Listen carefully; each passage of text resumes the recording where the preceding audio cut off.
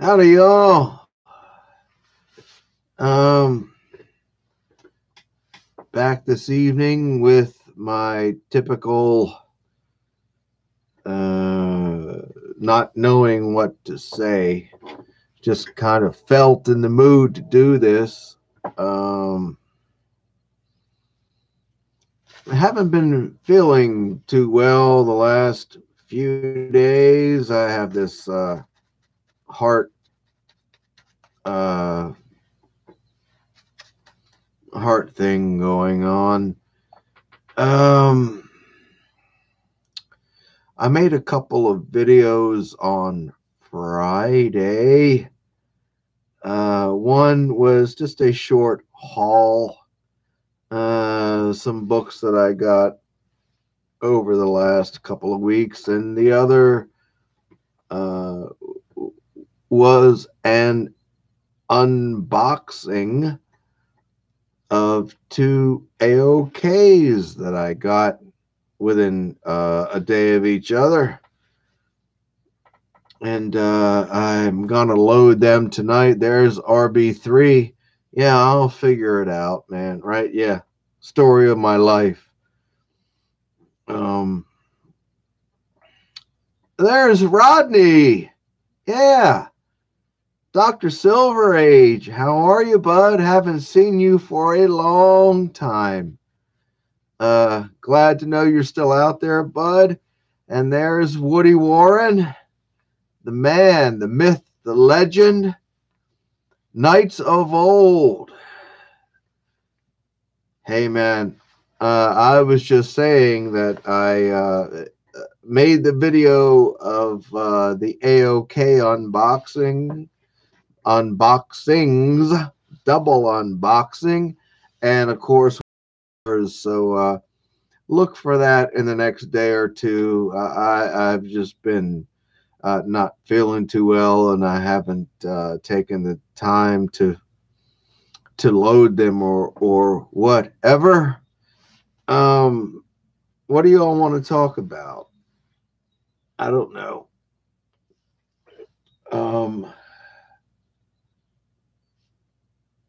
I mean, I really don't know. Oh, there's GPAP. Yeah, Sean. How you doing, bud? I don't want to, you know, I don't think that I want to just, waste everybody's time by sitting here and saying, hey, what's going on? But I mean, that it is kind of how I feel today, actually. The house has been empty all day, and I've been all alone, and maybe I'm, just needing to yap at somebody. So, oh, there's Bueller. Yeah, looking good always, bud. Always. Rodney says, what's next on my want list? Oh, straight up Silver Surfer #1. And X-Men #1. Those are the only two books that I can really say are on the list at the moment, Rodney. Actually, no, I'll add a third book to that, Batman 221. It's got that wonderful tale. I think it's called something like A Hot Town in Gotham City. And it just has that great full page illustration of the Batman carrying the child out of the burning building. Oh, fabulous. I want that damn thing. So there you go, man. Yeah, Silver Surfer #1, X-Men #1, and Batman 221. Yeah. Great choices, right? Yeah.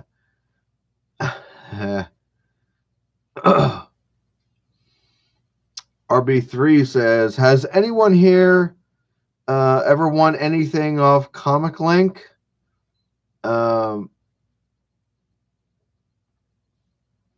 No, I don't think I've done Comic Link. Was that screw up book you see? No, that was Comic Connect. And I don't want to talk about that. I'm just pretending it never happened. Yeah, I don't know anything about Comic Link RB3. Yeah. Sean and Rodney say, yeah, great choices, buddy. Yep. Yeah, indeed. Short of just impulse buying, $10 books here and there, I don't really have too much on my list these days, especially as I said in one of my recent videos. Most of everything that I wanted to get back into the collection, I actually got back this year already. So I went on this buying spree and just spent a ridiculous amount of money and got all that stuff back. So, but GPAP, Sergeant Fury and his Howling Commandos. Number one. Hey, I don't blame you a bit, bud. I've been drawn to that thing a few times myself, Oh, yeah. Best of luck to you on that, Sean. I look forward to the day that you reveal it, because I know it's going to happen. Woody Warren says, can you get your thoughts on how the price of a book is impacted by replaced staples? I'm not so sure I'm really qualified to answer that. 30 years ago, I would have answered it without hesitation. In this modern age of,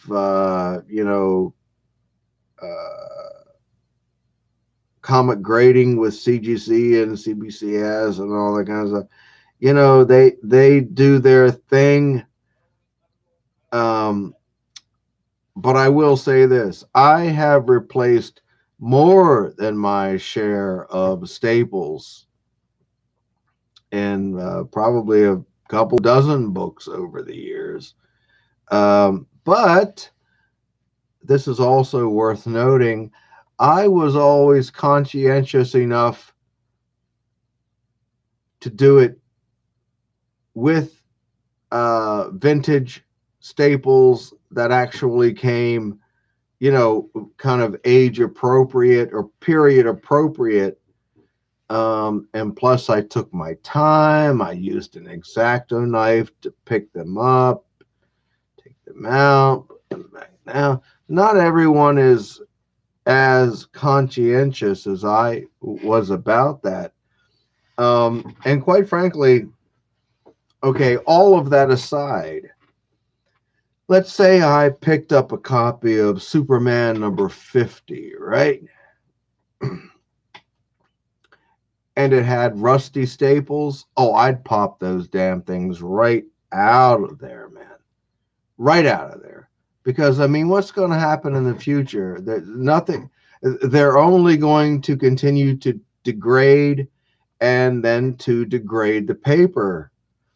So I would have no problem popping those things out of there and replacing them with other vintage staples. Oh, I'm getting backed up here. So that's my thoughts, Woody, on replacing staples. Knights of Old.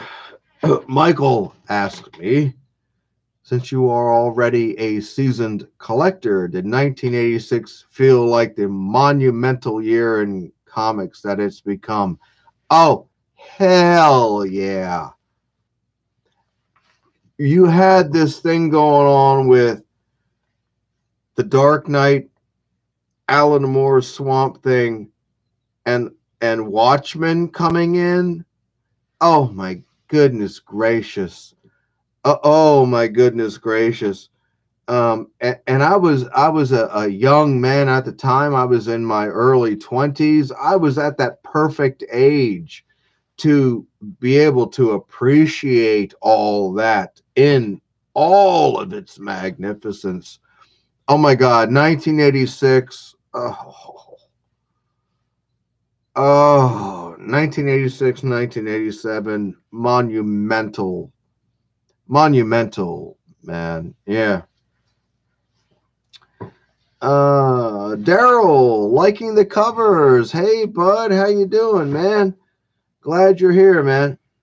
Rodney asked me, how many books do I have in my collection currently? I would have to say probably 15 to 1,800. I mean, that's really about the best estimate I can give, Rodney, because I've got them spread out. I've got some back here, I've got some over here in this room, and I've got the lion's share upstairs. I will say that I was down to about 1,200 books, maybe a year ago. Even less than a year ago, really. And I started getting a lot of AOKs from folks. And then I started really purchasing earlier this year. So that count has really bumped up again.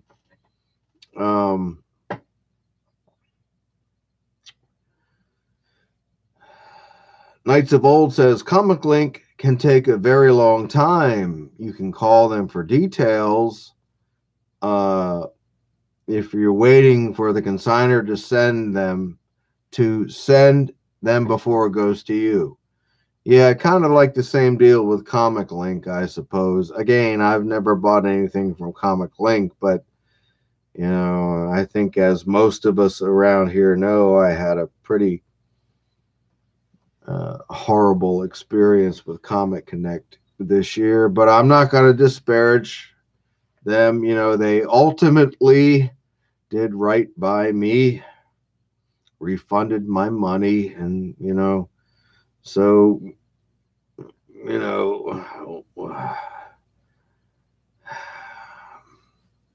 there you go. Daryl says I'm watching Blade Runner 2049 on DVD. Well, oddly enough, I never saw the original Blade Runner. I know that's kind of it's like a my generation kind of thing or whatever, but I've never seen even the original Blade Runner. Yep, everyone's saying hi to each other. Yep, Terry Hooper is here. Oh, there's Nick, ETA Nick. Yeah, just about to run out for a burger with the family. You must be reading my mind, bud, because that's kind of what I had in mind for supper tonight. Was a nice juicy burger. So yeah, man, do your thing. And yes, indeed, please watch the replay. There's Paulo Costa, my main man. You've been such a supporter of mine, a loyal supporter. You watch all my vids. You always make great comments, man. I appreciate it very much, Paulo. Great. There's Doomsday Comics. Good Lord. Hey, what's up, man? Yeah. Rodney asked, do you use any certain method of inventorying or cataloging what books you have in your collection? Years ago, Rodney, I did. But when I started selling off the lion's share of the collection on eBay around the year of 2000, I kind of lost control of it. And I think maybe 3 or 4 years ago, I had it back under control. Now think about that, from the year 2000 to say 2014 or 15. That's it's a 15-year stretch that I had no control over it. Finally got it together, and it's all kind of fallen apart again, man. I have no control. There's no alphabet, how do I say it? Alphabetization. Is that a word? There's nothing. I mean, my books are just literally in piles, and that's just that. I hope to correct that one of these days. I'm gonna start selling a bunch of books again, and I'm gonna actually, I'll tell you all now, I'm gonna start offering them up here on YouTube before they go to eBay. So there you go. Let me get my act together with the house here in the next couple of months before I start doing that. Okay, who else is here?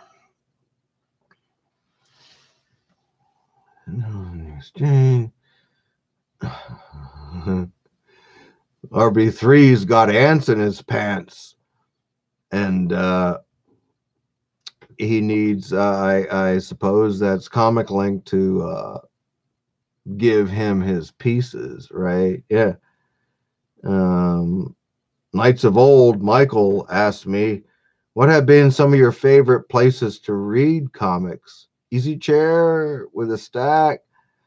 What comic book have you reread the most times? On the floor. I like to flop down on the floor like a kid. It's not so easy to get up anymore. I can definitely tell you that. I've even had to call for help a few times to get me off the floor. But yeah, on the floor under a lamp is my favorite place to read comics, and I suppose it was always like that, and that is why I carried on that activity that way for so many years. What comic have I read more than others? The Dark Knight. The Dark Knight Returns. The Dark Knight Returns. Watchmen. Again, we're kind of getting back into this 1986, 1987 being just this amazing kind of ground zero of magnificence, right? But definitely The Dark Knight Returns. I've read The Dark Knight Returns probably 20, 25 times, if not more. Individual comics, it's really hard to say. That's a really big question. I couldn't possibly answer that with any kind of certainty.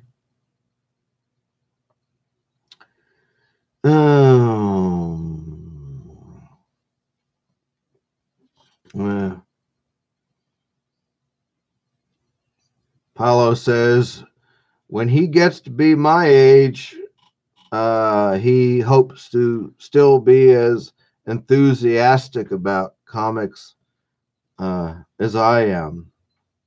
Well, so much of it, is because I started at such an early age, as detailed in my earlier videos. Even before I could read, my parents were feeding me comic books, and I developed a very, very early love for them.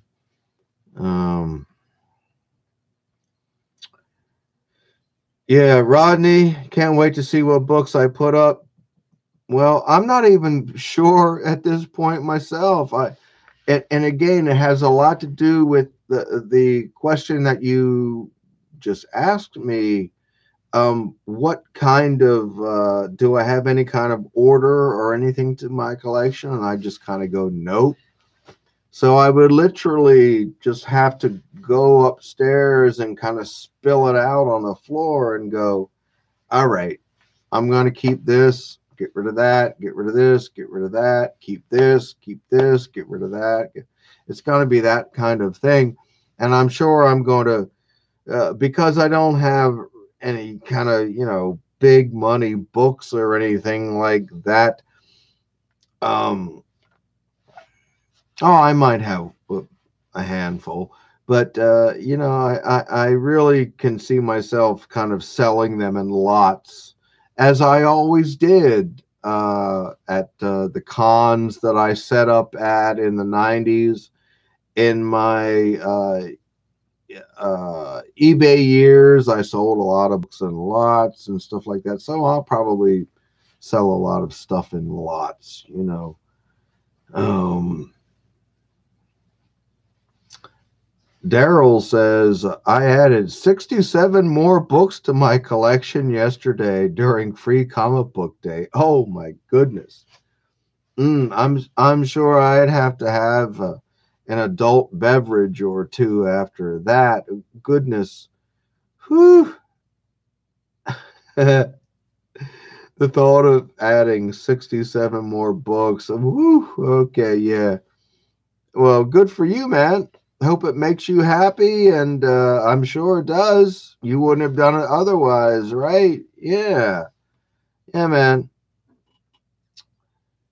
Bueller says, I was going to do a video about all the free comics I got yesterday, but then I gave them all away. Hey, that's the spirit, man, right? Man, I can't even tell you how many comic books I've given away over decades.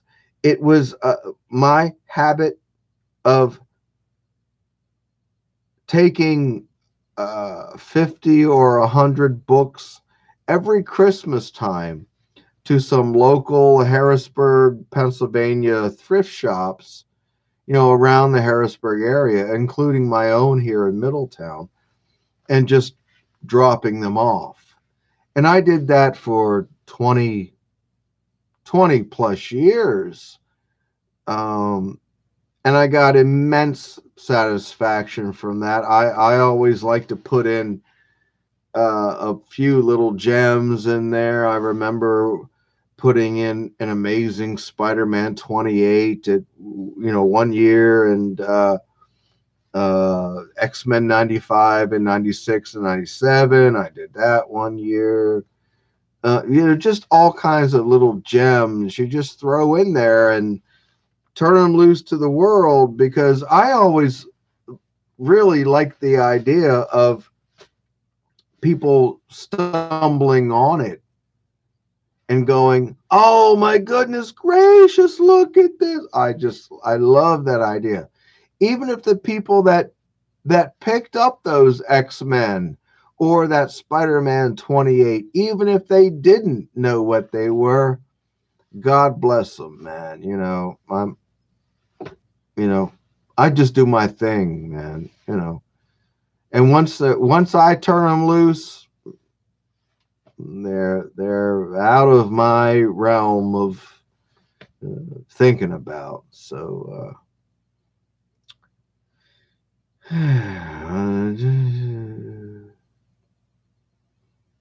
Knights of Old asks, did Ellis or your father buy comics and pulps in the late 30s and 40s?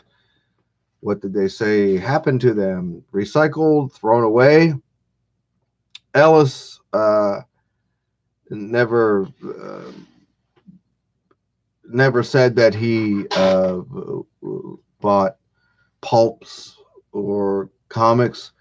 Actually, when Ellis graduated high school in 1938, Action Comics #1 was on the stands, but his family never did have a whole lot of money, had quite a few children, and to spend even a dime on a comic book or things like that, that was just kind of out of the question. So no, Ellis never. He was aware of them.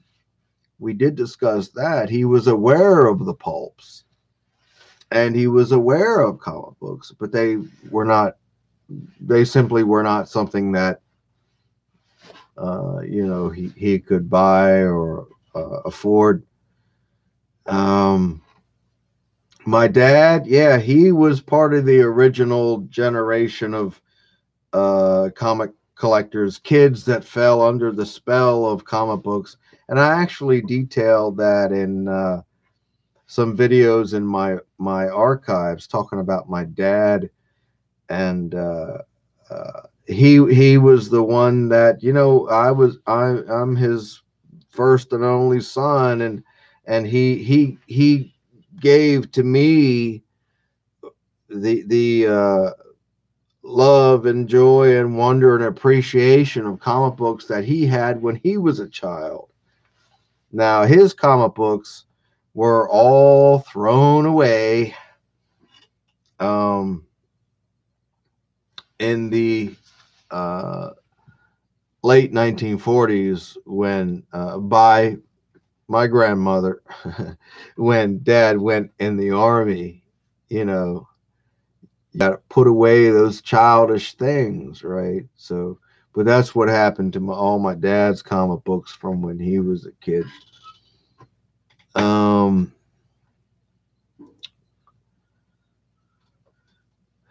Daryl says, I've reread the Dark Phoenix saga many times since the 70s. Yeah, I get you, man.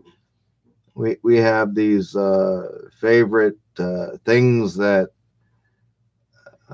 despite being experienced over and over again, whether it's a book or a movie or whatever, they take us to a place that nothing else can substitute. There's no other place we can go to like the place that these things take us. Yeah, I get that, man. That's why, I mean, there are movies out there I've literally seen 60, 70, 80 times. And I'm some even over 100, and I'm not even kidding. They just take you to that place. They do exactly what they're supposed to do every time, and that's why they are such a comfort, right? Yeah. Bueller says the first Vision is a money book in my collection. Yeah, it's a great book. I had a couple of copies blow through the collection over the years, but I was very happy to get it back in the collection this year.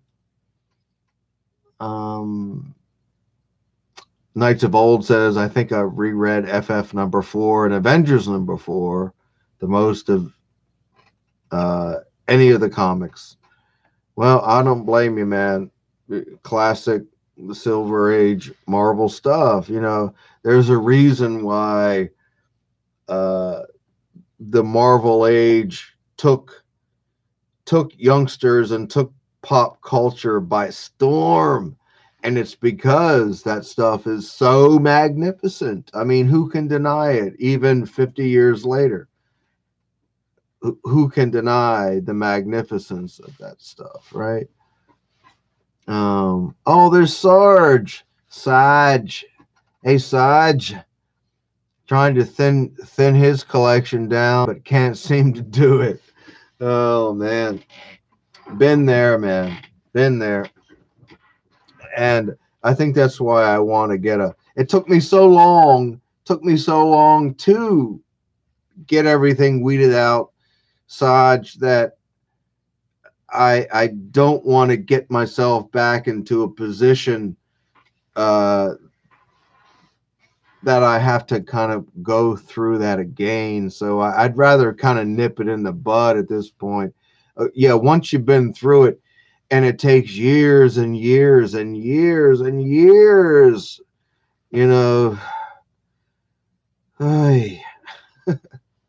So no, I don't want to go through anything like that ever again. But yeah, I feel you, Saj. Uh, uh, Dr. Silver Age, Rodney. I'm lucky enough to have received a couple of books from the Von Chilla collection. Yes, you're more than welcome, bud. You know, well deserved. I knew you wanted them, and you know, I'm only happy. I'm only happy to oblige, brother. Yeah. Um, People saying hi to each other's. Look at all that Beatles goodness behind you, Bueller says. Yeah, well, that's been up there. I built, I constructed this room on the back of my house back in the late '90s, and all the posters and stuff have been up there since that time. So everything's kind of in a holding pattern for nearly 20 years. I've actually thought recently about maybe taking them all down, but I don't know. I'm kind of lazy. I probably won't get to it. Right? Uh, Doomsday Comic says, "What was your very first comic?" Again, as I've detailed in the past, in past videos, the first comic book I remember reading, although I wasn't reading it because it was before I could read, but it was Amazing Spider-Man number 32. There you go, man. Amazing Spider-Man number 32. Evan says, "Holy crap, 100 times. I can barely stand one time through a movie." Maybe that's the difference between people that just like to be entertained and people like me that go back for that rush of, you know, oh, I love this thing, I love this thing. Actually, Ellis was like you. He never understood how I could watch a movie over and over again. You know, he was like, well, you've seen it, why would you watch it again? He never got that thing. Knights of Old says, what are my top 3 Kirby created characters? Excuse me. Fantastic Four. I think it's all related to the Fantastic Four. Galactus and the Silver Surfer. You know, pretty much, you know, because there are some gray areas with some of the other characters, so I don't even want to open that door and get into all that can of worms. I don't want to open that can of worms, right? But yeah, when I think of Kirby, I think of the Fantastic Four first. First, I think of the Fantastic Four and Galactus and the Silver Surfer.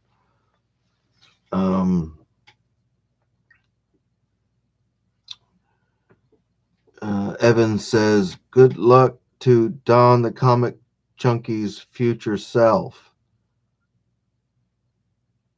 I'm not, I don't know what that means exactly, but if Don needs some good luck, all right, I'll send him some good luck. Yeah, there's the man from Beantown. Hey, bud, what's up?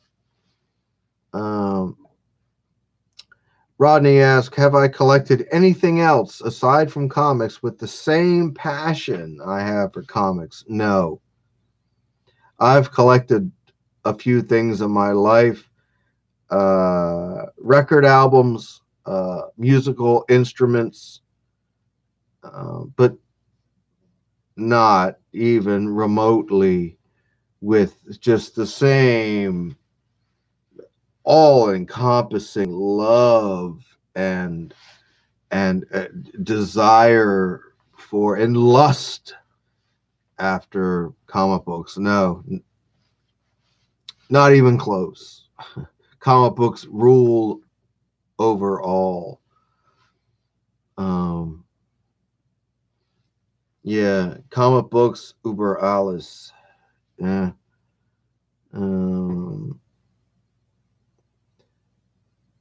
There's Patrick Luther Manning. He says, I've seen Buckaroo Banzai 50 plus times. Yeah, obviously you get it, Patrick, right?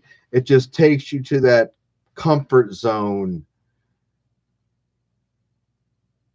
Yeah, man, I don't need to explain it to you, obviously.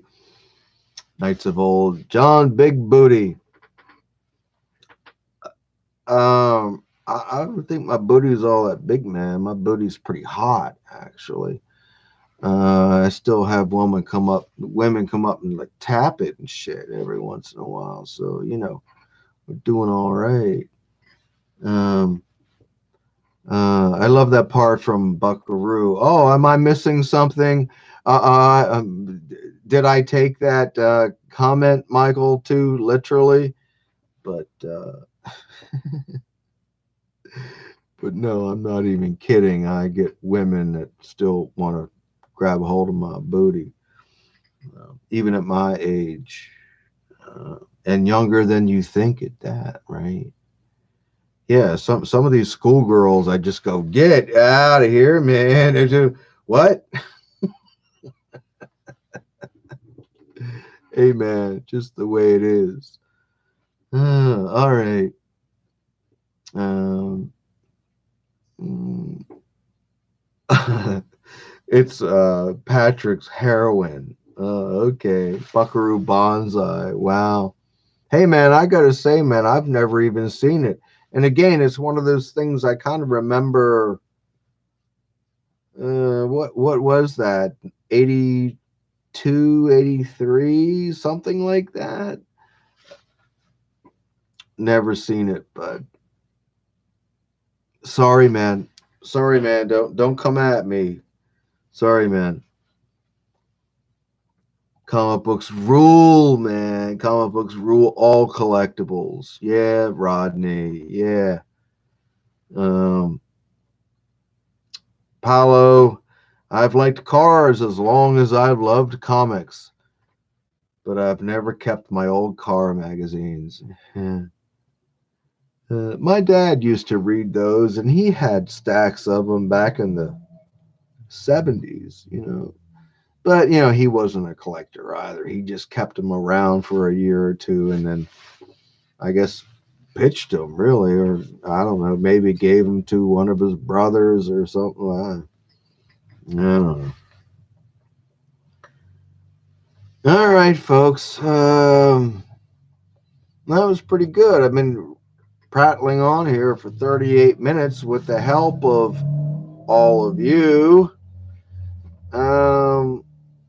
And again, I came on here with no clear idea of what I was going to talk about. So I'm going to wrap this up here. See what maybe the final questions are. Michael says, "Do I collect pulps?" He would love to have the first Tarzan. Excuse me, from 1912.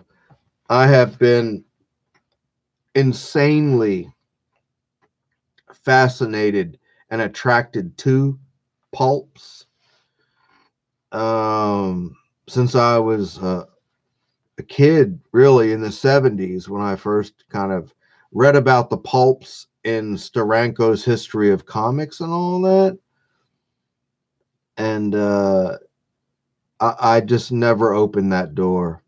I actually thought about opening that door earlier in the year when I was on my little buying spree, but I thought, no, John, don't do it. So I'll just stay where I am, man. Just admiring them from afar, you know. Yeah, Daryl. Okay, man, you take two. Yeah, take care too, bud. That's what I'm trying to say. Yeah. All right, yeah, Rodney, you too, man. Great talking to you. Hey, man, come back and give us some videos here one of these days. All right. Okay, everyone.